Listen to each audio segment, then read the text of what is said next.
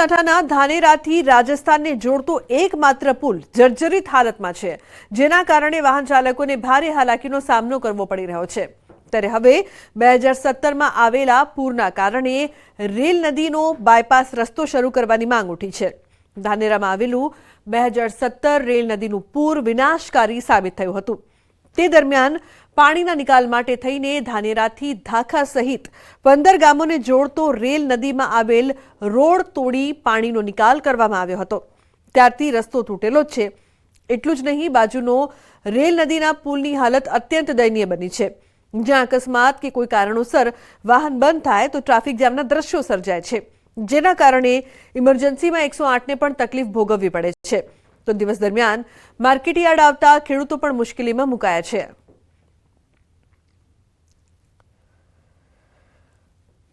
ધાનેરાથી નાના જવા માટે વચ્ચે નદી આવે છે, આ રેલ નદી ઉપર એક જ બ્રિજ આવેલ છે, જેના કારણે અહીંયા મોટી ટ્રાફિકની સમસ્યા ઊભી થઈ ગઈ છે। ખેડૂતો પોતાનો માલ લઈને માર્કેટમાં આવતા હોય છે, દર્દીઓ દવાખાને આવતા હોય છે, જ્યારે ટ્રાફિકના લીધે અહીંયા દર્દીઓ પણ મુશ્કેલીમાં ફસાઈ જતા હોય છે। કલાકો સુધી સમસ્યા ટ્રાફિક રહેતી હોય છે। 2017માં જ્યારે પૂર આવ્યો એના પહેલાં અહીંયા ધાનેરા ધાખા જવા માટે એક રપાટ હતો, એ રપાટ માનનીય મુખ્યમંત્રી વિજયભાઈ રૂપાણી દ્વારા આદેશથી તોડી નાખવામાં આવ્યો છે, જેના કારણે આ ટ્રાફિકની સમસ્યા ઊભી થઈ છે। અમારી એક જ માગણી છે કે આ રપાટ પુનઃ ચાલુ કરવામાં આવે। પુલ ઉપર ઘણી વખત આટલી બધી ભયંકર પરિસ્થિતિનું નિર્માણ થાય છે, કોઈ પણ વાહન ખરાબી થાય અથવા તો નાની મોટી કોઈ પણ એક્સિડન્ટ ઘટના થાય તો 3-3, 4-4 કલાક સુધી લાંબી 3-3 કિલોમીટરની લાઈનો લાગી છે, અને જેના કારણે આ રસ્તો મેઇન રસ્તો છે તાલુકાનો, માંથી જનતાને ધાનેરા આવવા માટે કોઈ પણ બેન દીકરી હોય અથવા ભાઈ બીજો હોય ને કદાચ હોસ્પિટલે જવામાં વિલંબ થાય અને જેના સમય સૂચકતા ન વપરાય તેના કારણે કદાચ કોકનો જીવ જોખમમાં મુકાય તેવી પરિસ્થિતિ છે।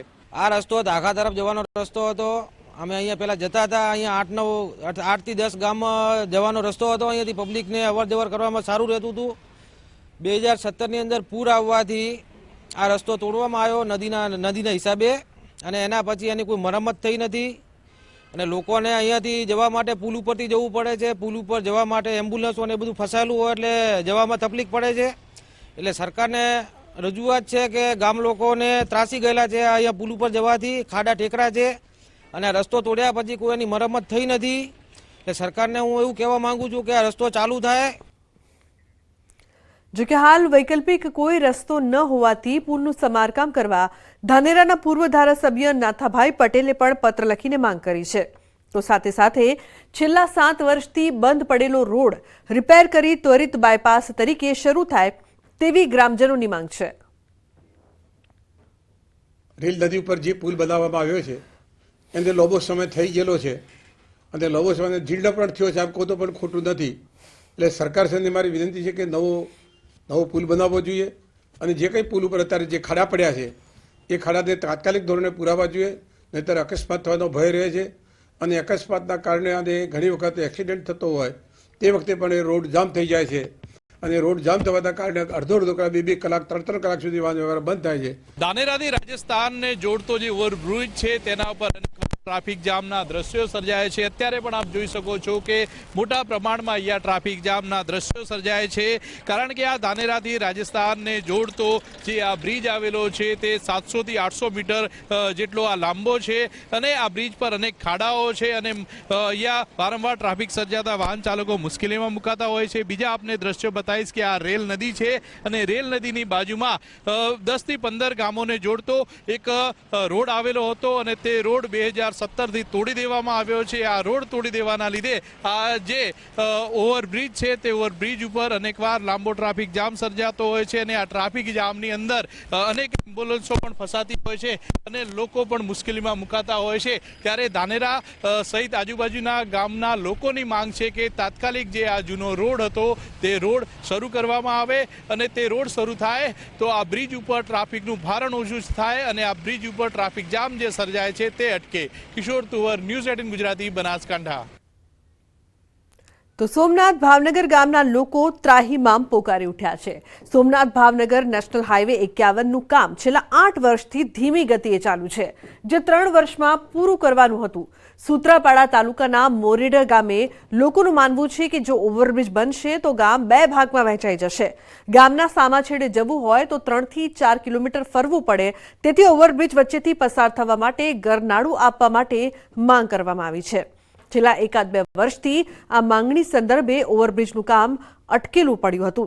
આજે કોન્ટ્રાક્ટર દ્વારા પોલીસ પ્રોટેક્શન સાથે કામ શરૂ કરવામાં આવ્યું, ત્યારે સેંકડો ગ્રામજનો દ્વારા આ કામ અટકાવીને નાણાં સંદર્ભની પોતાની જૂની માંગણી દોહરાવીને કામ અટકાવવામાં આવ્યું અને શાંતિપૂર્ણ આંદોલનની ચીમકી પણ ઉચ્ચારી છે.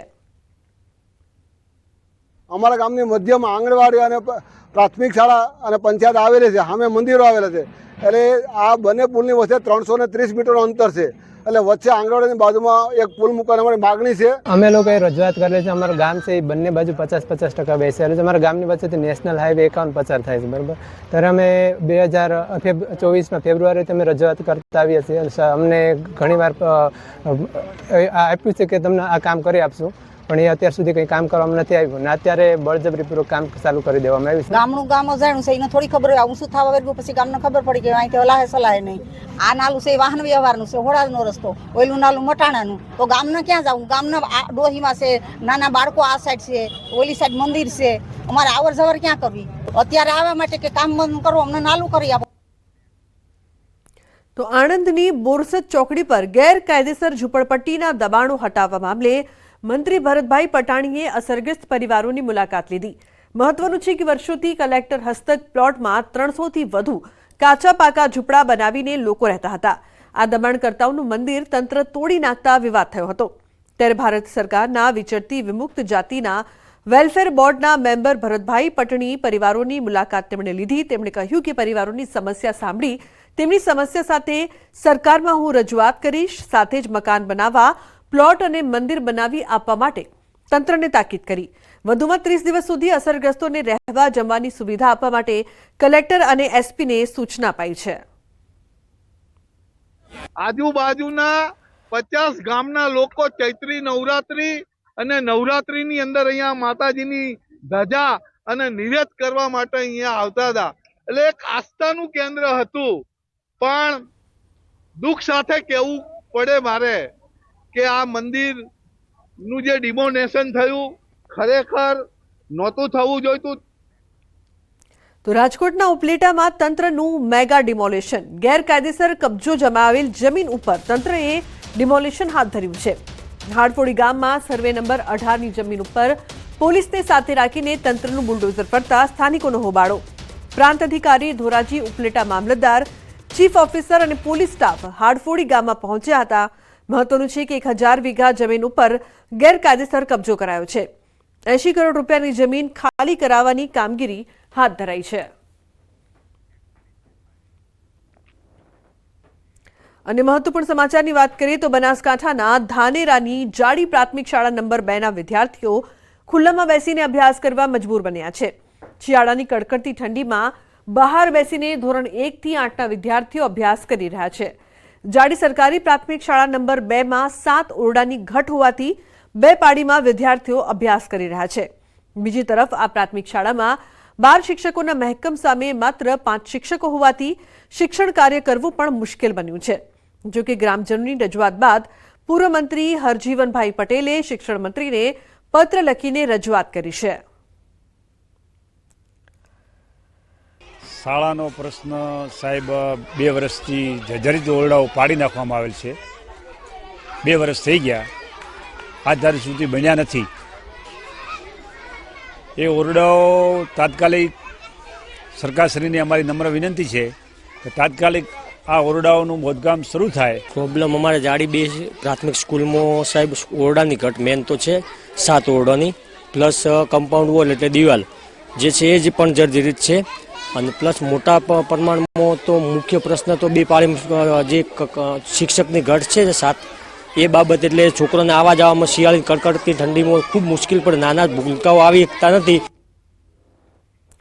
વાત જાણે એમ છે કે જાડી પ્રાથમિક શાળામાં ઓરડાઓ જર્જરિત થતા 2 વર્ષથી બાળકોને મુશ્કેલીનો સામનો કરવો પડી રહ્યો છે.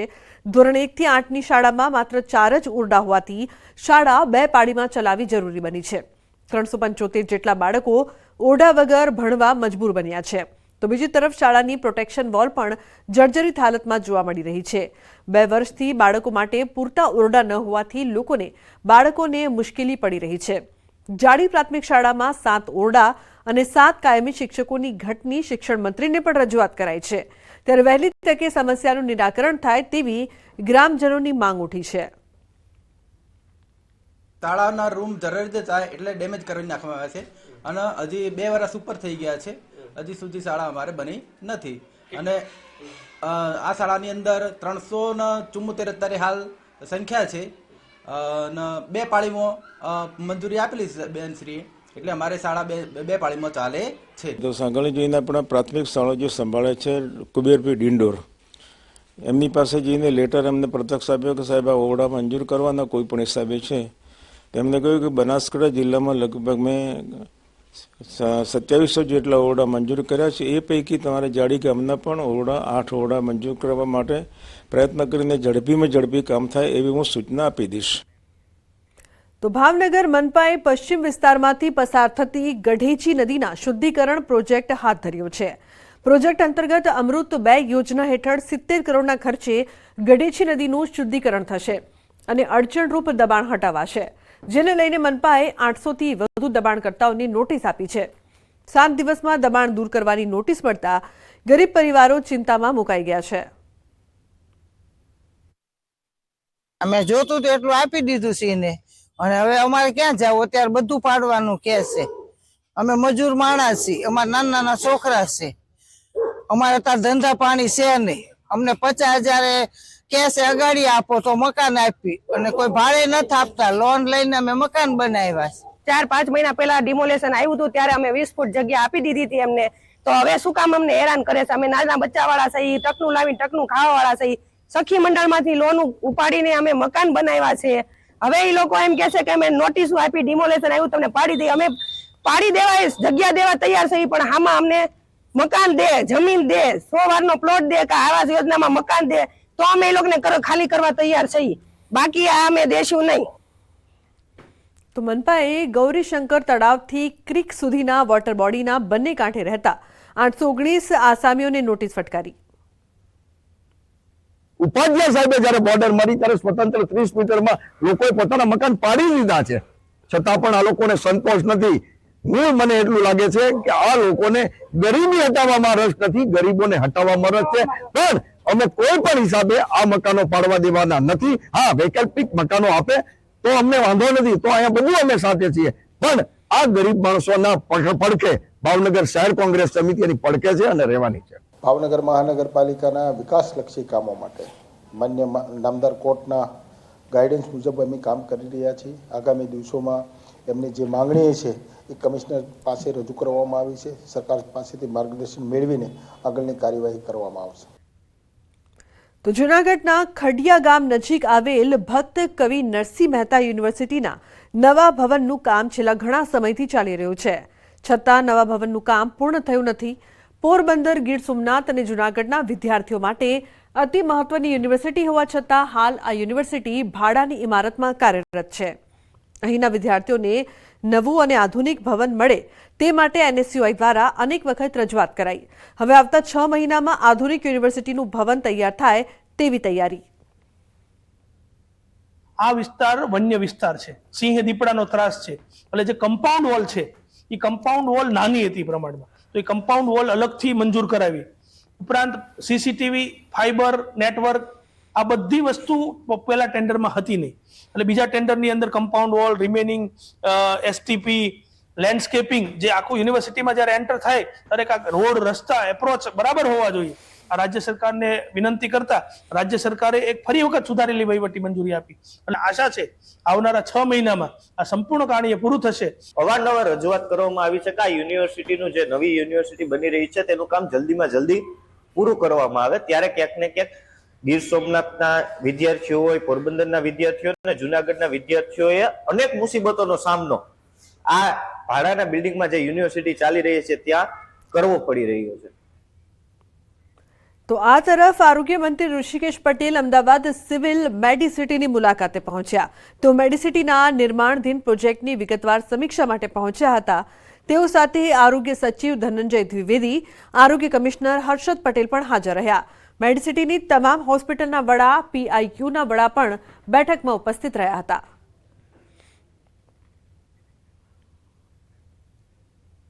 તો સૌરાષ્ટ્રની પ્રસિદ્ધ જગ્યા સત્તાધાર અને મહંત વિજય બાપુના વિવાદ મામલે આજે અમરેલી જિલ્લાના રાજુલા પંથકમાં સમસ્ત વાટલિયા પ્રજાપતિ સમાજ અને અન્ય જ્ઞાતિઓ સાથે મળી સત્તાધાર ધામને બદનામ કરતા લોકો સામે આવેદનપત્ર આપીને રોષ વ્યક્ત કર્યો હતો અને કાર્યવાહી કરવાની માંગ કરી હતી.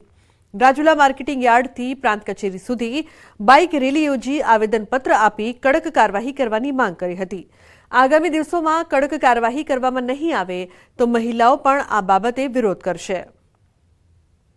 જ્યાં અમુક તત્વોએ અમારા જે મહંત છે એના વિશે આક્ષેપોને એવું કર્યું છે, અમારી લાગણીનું ધર્મસ્થાન છે.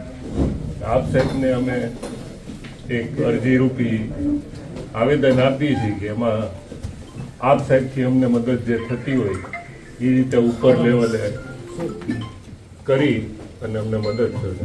આવા પવિત્ર જગ્યા ઉપર ખોટા આક્ષેપ કરી અને અમારા આસ્થાનું કેન્દ્ર એવા વિજય બાપુ ઉપર ખોટા આક્ષેપો કરી અને જગ્યાને બદનામ કરવાનું જે પંચતંત્ર થઈ રહ્યું છે. આજના સમયમાં સનાતન ધર્મ ઉપર આવા ઘા થઈ રહ્યા છે. એક પછી એક જગ્યાઓ અને સંતો ઉપર ખોટા આક્ષેપો કરી અને સનાતન ધર્મને બદનામ કરવાનું એક મોટું પંચતંત્ર રચાઈ રહ્યું હોય એવું અમને લાગે છે. તો સુરતમાં ડાયમંડ ઉદ્યોગમાં આવેલી મંદીના કારણે 14 જેટલા પરિવારના બાળકોએ શાળા છોડી. આ વાત સુરત ડાયમંડ વર્કર યુનિયનના ધ્યાને આવતા મુખ્યમંત્રીને પત્ર લખીને વાત જણાવી. ગુજરાતના સીએમ ભૂપેન્દ્ર પટેલ દ્વારા કેબિનેટ મંત્રીઓ સાથે આ બાબતે ચર્ચા કરી ડાયમંડ ઉદ્યોગને ધમધમતો કેમ કરવો તેને લઈને એક્શન પ્લાન શરૂ કરવામાં આવ્યો છે. ડાયમંડ ઉદ્યોગની મંદી, કલાકારોના આપઘાત સાથે તેમની સ્થિતિને લઈને સરકાર કેવી રીતે મદદ કરે તે મુદ્દાઓ પર ચર્ચા સાથે રિપોર્ટ મંગાવવામાં આવ્યો છે. આ ઉપરાંત સુરતની એક જ શાળામાંથી 14 જેટલા બાળકોના પરિવારે LC કઢાવી લેતા સરકારે ચિંતા વ્યક્ત કરી. મંદી ચોક્કસપણે છે. હું આજે જ સવારે એક સ્કૂલમાં ગયો હતો. સ્કૂલમાંથી ખાલી એક મહિનામાં 18 લોકો એ આ જે સલ્ટીઓ છે એ કાઢીને ગામડે પહોંચાડ્યા. આમાંથી 2-3 ખાલી સુરતમાં એરિયો ચેન્જ કર્યો છે. કારણ કે એક એરિયાની અંદર તમે જાઓ તો ત્યાં ભાડું 5000 હોય તો બીજા એરિયામાં ત્યાં ભાડું 3000 હોય. એટલે આ ખાલી એક જ વિદ્યાર્થી, 1-2 વિદ્યાર્થી એવા છે જેને એરિયો ચેન્જ કર્યો. બાકી બધા જ સૌરાષ્ટ્ર તરફ કૂચ કરી છે. સરકારે પોઝિટિવ રિસ્પોન્સ માટે આ મોમેન્ટ ચાલુ થઈ છે. રત્ન કલાકારો માટે ટૂંક સમયમાં સારા સમાચાર આવે એવી સરકાર પાસે અમે આશા રાખીએ છીએ.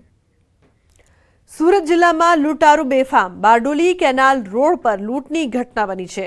3.5 લાખની લૂંટને આપ્યો છે અંજામ. રૂપિયા ભરેલી બેગ આંચકીને લૂંટારૂ ફરાર. બાઇક પર આવતા ચોકલેટની હોલસેલની દુકાનના માણસોને આંતરીને ચલાવાઈ છે લૂંટ. વાપીથી પૈસા લઈ બારડોલી આવતા ડિલિવરી બોયને આંતરીને ચલાવાઈ લૂંટ. પોલીસ દ્વારા લૂંટારુઓની શોધખોળ શરૂ કરાઈ. મહત્વનું છે કે બારડોલી કેનાલ રોડ પર લૂંટની આ સમગ્ર ઘટના બાદ પોલીસ દ્વારા તપાસનો ધમધમાટ ચલાવી લેવામાં આવ્યો છે. સુરત જિલ્લામાં લૂંટારુઓ સતત બેફામ બની રહ્યા છે. 3.5 લાખની લૂંટને અંજામ આપ્યો.